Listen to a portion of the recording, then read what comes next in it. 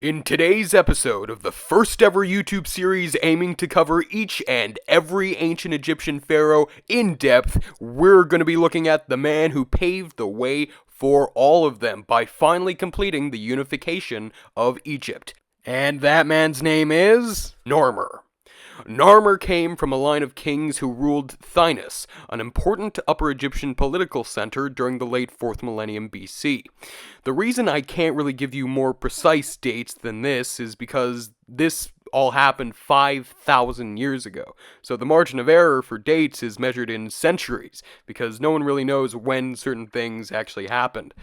Narmer could have reigned anywhere between 3200 BC and 2900 BC, so since the chronology is so uncertain, let's just leave it at that. Anyways, Narmer's immediate predecessors, Hor and Ka, who I covered in the last video, likely came to control most of Egypt, but hadn't fully completed the unification of the country yet. They ruled all of the northern Nile Valley, the region around the fledgling city of Memphis, and the eastern Nile Delta, but they still hadn't conquered the western delta or the southernmost reaches of Upper Egypt, which were likely still ruled by the city of Nekhen under its king, Scorpion. He's sometimes called Scorpion number 2 to avoid confusion with the other Scorpion king we covered in the last video. The main trace of Scorpion's existence is a decorated mace head of his found at the so-called main deposit at the Temple of Horus at Hierakonpolis, which is Nekhen. This was discovered by James Quibell and Frederick Green while excavating there between 1897 and 1898. They also found an assortment of other objects made to look like scorpions or with scorpions slapped onto them. But those aren't the only cool things from the main deposit. It also held some of the most important clues we have for Narmer's reign, including the famous Narmer Palette. Because the Scorpion Mace Head looks really similar to the Narmer Palette, it's thought that Scorpion ruled close in time to Narmer. As such, after the end of Scorpion's reign, Nekhen's domains were likely absorbed by a powerful Thynis.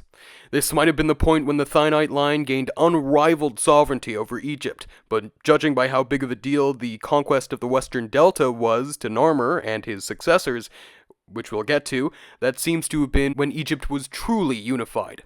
But before we get to that, let's look at Narmer's name. I mean, what does Narmer even mean, anyway? Well, first of all, it probably wasn't even originally read as Narmer.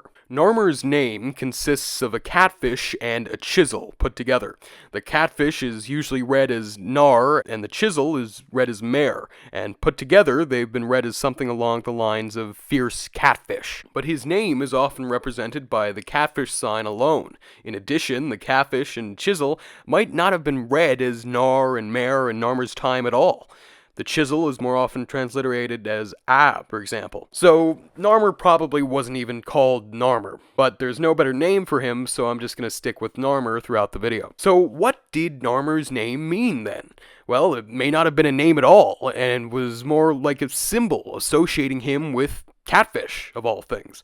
But that raises yet another question. Why would Narmer want to associate himself with catfish? It's probably linked to the aggressive, controlling power of wild animals, which was a common theme in art from the late pre-dynastic period and was used to demonstrate royal power. In the same vein, there are some pre-dynastic carved ivory handles, which depict orderly registers of animals of one species being led by an animal from another species, and some of the leading animals include fish. On the so-called Brooklyn knife handle, an unidentified fish is seen controlling a line of oryx, and on the Pitt Rivers knife handle, a catfish does the same thing. This demonstrates that fish, and catfish especially, were somehow seen as a symbol of dominance and control around Narmer's time. This demonstrates how, in Narmer's time, kingship was heavily associated with the forces of nature. But after Narmer's reign, the Horus falcon, perched on top of the Syrinx in which the king's name was contained, would become inextricably linked to the king's overall name. The king's authority became expressed through references to Horus and aspects of his nature which were seen as being manifest in the king. For example, Narmer's successor was named Hor-Aha, meaning Horus the Fighter. See, he even has a little mace. Later on in the First Dynasty, which Narmer was the first king of, Narmer's name would be reinterpreted as meaning Horus the Dappled, and the catfish in his name was replaced with an animal pelt reading Sab. So now that we know Narmer's name, let's look into his greatest accomplishment, the completion of the unification of Egypt, and the objects that testify to it.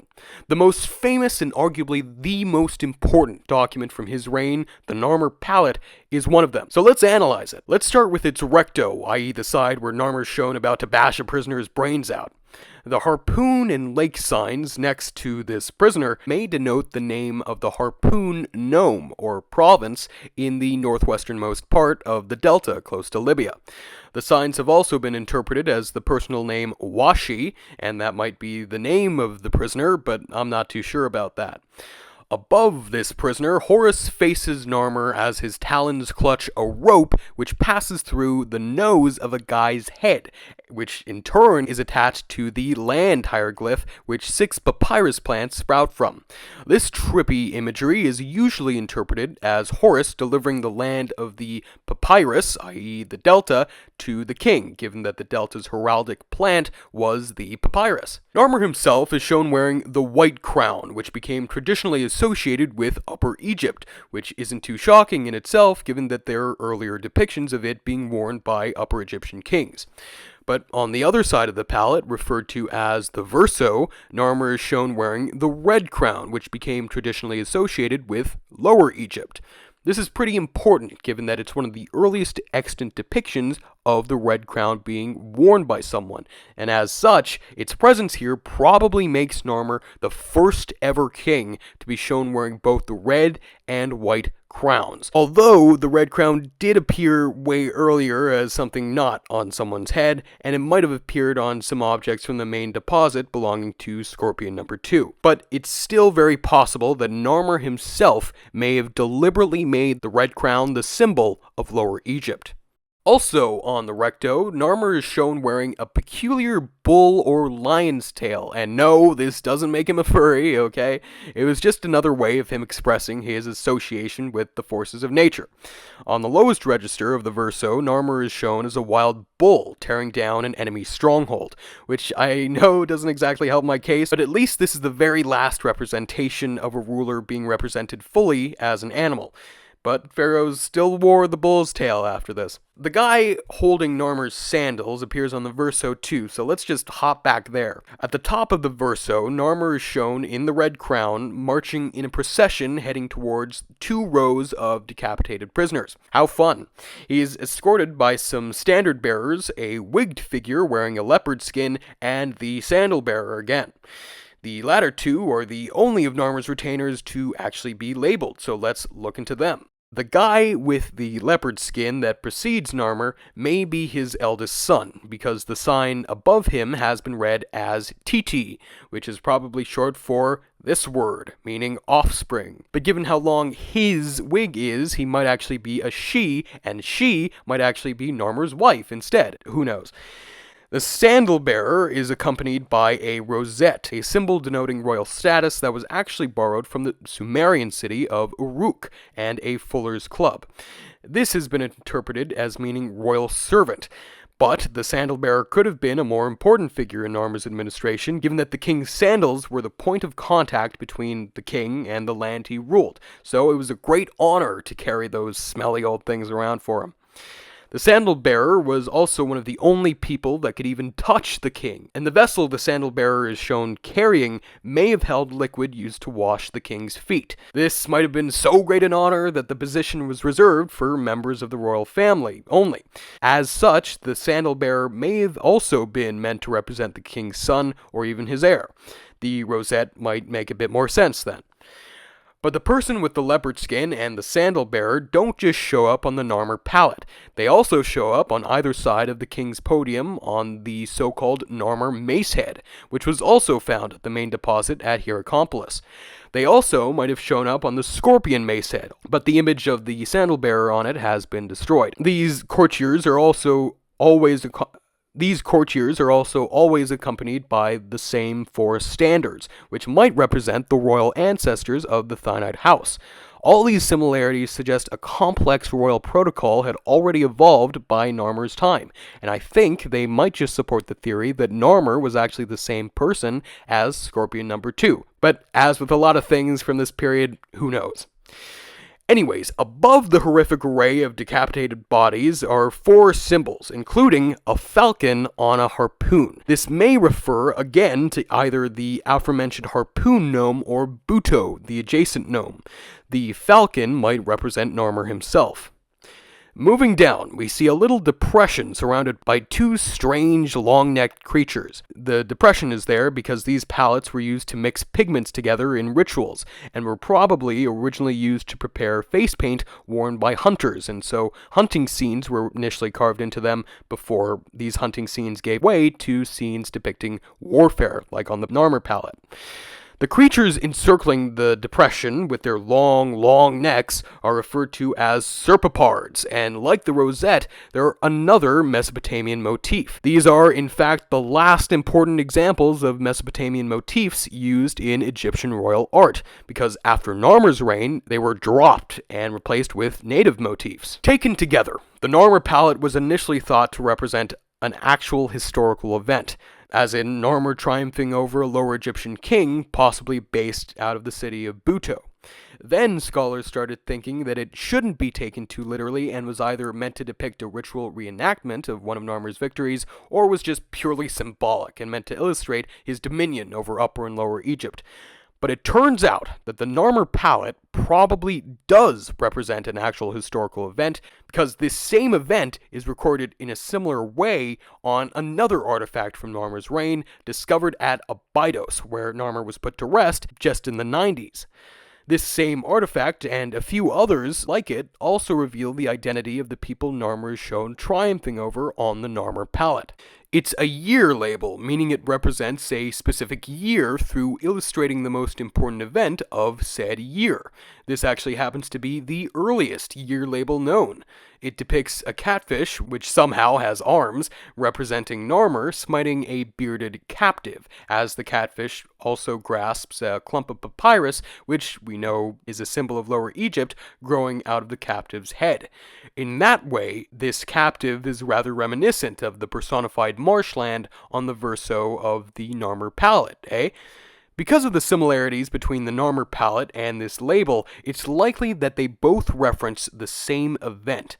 I know this label is a bit hard to read, but we know the thing I called a catfish is a catfish and that it represents Narmer because there's a chisel under the catfish which, taken together with the catfish, forms Narmer's name, and of course his Serach is just to the right of the captive. Anyways.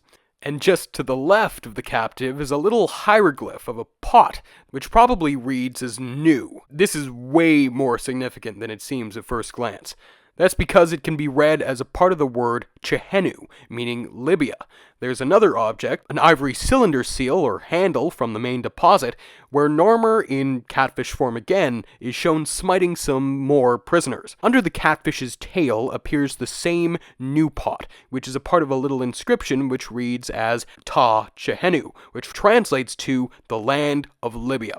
As such, the label and the cylinder seal both represent Narmer mounting a campaign against some Libyans, and since they correspond closely with the Narmer palette, it's likely that the people Narmer is shown crushing on the Narmer palette were Libyans inhabiting the western delta. Narmer's victory over the Chehenu might also be represented on 2 of 3 boxes, which were reconstructed from fragments found in the vicinity of Narmer's tomb around 2003. The third box holds its own secrets, which we'll get to in a sec. But all in all, it seems likely that, through basically naming a whole year after it and having it constantly referenced in various works of art, Narmer himself really wanted to stress the importance of his triumph over the Chehenu. No other single event in the entire early dynastic period seems to have been as celebrated as this one thing. It's possible that, in stressing this event so much, Narmer himself was consciously claiming to have completed the unification of Egypt and that he was the first king of a united Egypt. After all, he and his predecessors may have been motivated to unify the country because they saw it as the fulfillment of a predestined order. The objects I just described also show how, from here on out, the king is meant to protect Egypt's security and well-being from the barbarians surrounding it, and that the king is meant to preserve order in the face of chaos. In other words, the king was now a binding force of national unity. The aftermath of Narmer's victory may be represented on yet another object from the main deposit, the aforementioned Narmer Mace Head. Imagine if the main deposit was never found, eh? We have no idea what Narmer got up to. Anyways, the scenes on the Mace Head are definitely set in Lower Egypt because it depicts a shrine with a heron on top of it that's meant to represent a shrine located near Buto in the northwest delta. But the interpretations of what the Mace Head is meant to depict have differed over time. It was initially thought to represent Narmer marrying a Lower Egyptian princess, who's supposed to have been the figure in the carrying chair, but that might actually be the cult statue of a deity, who also shows up on the scorpion Mace Head. Also, Narmer's probable queen, a lady named Neith-hotep, was probably from Upper Egypt, specifically the city of Nakada, because she was probably buried in a monumental mastaba found there. The location of her tomb may also suggest that she was a scion of the royal family that had ruled Nakada prior to it being absorbed by Thynos. On the other hand, her name does incorporate the name of the goddess Neith, whose cult center was Sais in Lower Egypt, so that might support the idea that she was, in fact, a Lower Egyptian princess. But either way, Narmer probably married some sort of princess, lucky him. But it does seem pretty clear that the Mace Head is meant to depict, in some form, Narmer being presented with tribute from a military campaign, and a metric shit ton of it, if the Mace Head is to be believed. 3 captives are shown kneeling before Narmer's podium. Since the ancient Egyptians associated the number 3 with the concept of plurality, they probably symbolize a lot of captives. This is confirmed by the label under them, which states that there were in fact 120,000 of them. The same inscription goes on to say that the booty Narmer acquired included 400,000 cattle and 1,442,000 sheep and goats. Needless to say, these numbers are probably complete BS, but a man can dream, eh? Narmer's name alone has also been found at up to 42 different sites across Egypt, its desert fringes, Sinai, and even the southern Levant, and at far more sites than those of his predecessors and even his immediate successors. Pottery sherds bearing Narmer's name have been found as far north as the northern Negev desert in Israel, at sites like Tel Arani, Tel Arad, and Nahal Tala. In total, his name has been found at 6 or more sites in Israel, so at least 5 more than his immediate predecessors, Ka and Iri Hor, whose names were only found at the site of Tel Lod. This all shows that during Narmer's reign, business was booming between Egypt and the southern Levant. It was probably a highly structured enterprise under the direct control of Narmer's court, and it was likely centered around the fortified settlement of Tel Es Sakan. So it wasn't all business, and Egyptian soldiers were definitely present in the area. There's even a bit of evidence to suggest that Narmer launched an entire military campaign into the southern Levant. Remember those neat fragmentary boxes found near Narmer's tomb? Well, based on the pottery depicted on one of the boxes, it's thought that the men shown stooping on it are probably Asiatics paying tribute to Narmer, maybe as a result of such a military campaign.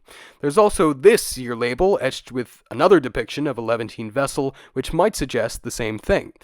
This might not seem all that convincing, but Manetho, the 3rd century BC Egyptian historian, as excerpted by Eusebius, who himself is excerpted by 2 other authors, claims that Menes, the legendary first king of Egypt, who's probably equivalent to Narmer, went on a foreign expedition.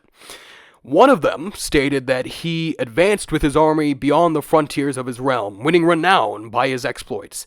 And the other says basically the same thing, that he made a foreign expedition and won renown. But I personally don't see why this couldn't be a reference to Narmer crushing the Chehenu and conquering the Western Nile Delta, especially since that was way more important than any expedition to Canaan.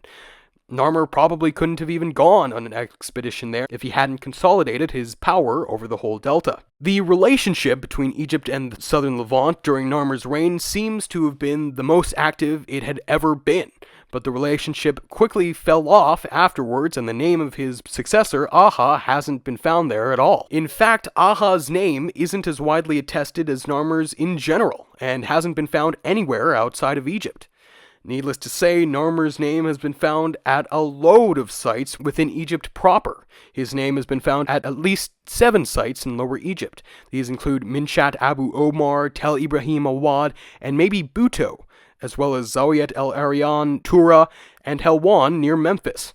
His name has also been found at Tarkan, Abydos, Nakada, and Hierakonpolis, of course, in Upper Egypt. Narmer's name has even been discovered in the deserts east and west of the Nile. In the eastern desert, his name has been found in the Wadi Kash, halfway between the Nile Valley and the Red Sea coast, and in the desert west of the Nile, his name has been found at Gebel Chouti and Karga Oasis. Narmer's name has also been found in the Sinai in Wadi Ameira, probably because it was left by copper mining expeditions he sent there. So now that we've covered everything that we think we know about the important events of Narmer's reign, I'm going to end the video off here. But soon I'm going to release part 2 of this exploration of Narmer's reign, which will basically be an addendum to this video, where I'll delve into Narmer's known family members, his strangely humble tomb, and his legacy as the legendary founder king of Egypt, Menez. So, see you soon. Goodbye.